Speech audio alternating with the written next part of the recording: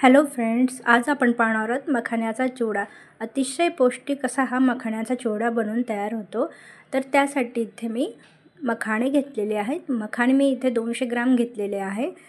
200 ग्राम म्हणजे हे 2 बाउल। मखाणे हे वजनाला हलके असतात म्हणून इथे मी 200 ग्राम घेतलेले आहेत। आता त्याचबरोबर त्यामध्ये टाकण्यासाठी कढीपत्ता, काजूचे तुकडे, डाळव, थोडेसे 1 चम्मच खिसलेलं खोबरं, पेरी पेरी मसाला आणि हिरवी मिरची सगळं मी 1 चम्मच घेतलेला आहे। आता इथे आपल्याला 1 चम्मच तेल घ्यायचं आहे। हा चिवडा अतिशय कमी तेलामध्ये बनवून तयार होतो। त्यामध्ये मी अर्धा चम्मच जिरे टाकलेले आहे, त्याचबरोबर हिरवी मिरची आणि कढीपत्ता टाकलेला आहे। मिरची व्यवस्थित भाजली की त्यामध्ये डाळव, काजू आणि खिसलेलं खोबरं टाकायचं आहे। त्याचबरोबर इथे मी लाल 2 मिरच्या देखील त्यामध्ये टाकलेल्या आहेत। आता हे सर्व मिश्रण आपल्याला गुलाबी रंगापर्यंत मिक्स करून घ्यायचं आहे। इथे 1 चम्मच मी साखर टाकत आहे चवीकरिता, अगदी थोडी टाकायची आहे। आता इथे आपलं सगळं साहित्य गुलाबी रंगावरती परतून झालेलं आहे। आता या ठिकाणी आपल्याला गॅस बंद करायचा आहे।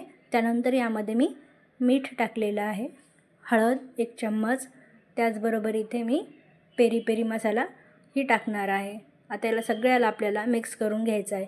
त्याचबरोबर 1 चम्मच लाल तिखट आणि पेरी पेरी मसाला टाकलेला आहे। आता इथे गॅस बंद आहे, जेणेकरून आपला मसाला हा खाली जळणार नाही। आता त्यानंतर मी मखाणे टाकणार आहे। इथे मखाणे मी तुम्हाला म्हटलेलं मी 2 वाटी घेतलेलं आहे, म्हणजे 200 ग्राम। आता हे आपण यामध्ये टाकून घेऊ।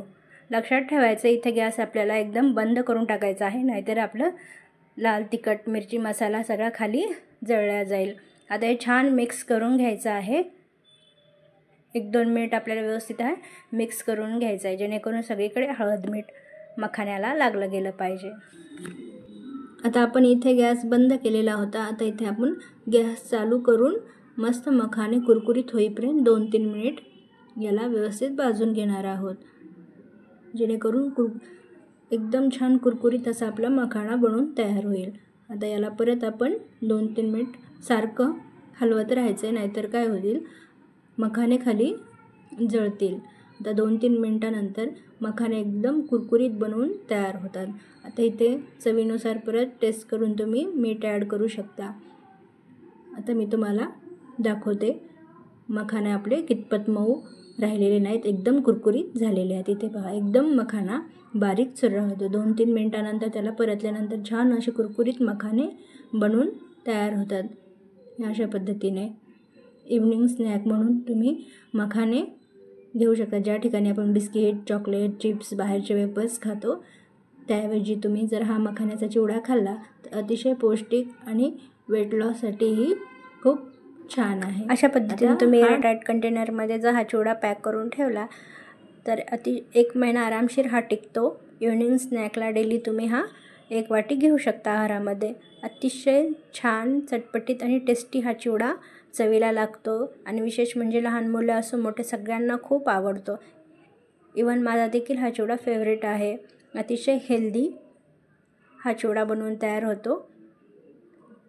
तुम्हाला माझी रेसिपी कशी वाटली ते मला कमेंटमध्ये नक्की सांगा आणि तुम्ही ही रेसिपी घरी नक्की ट्राय करा आणि सोनाली सिंपल रेसिपीला सबस्क्राईब करायला विसरू नका।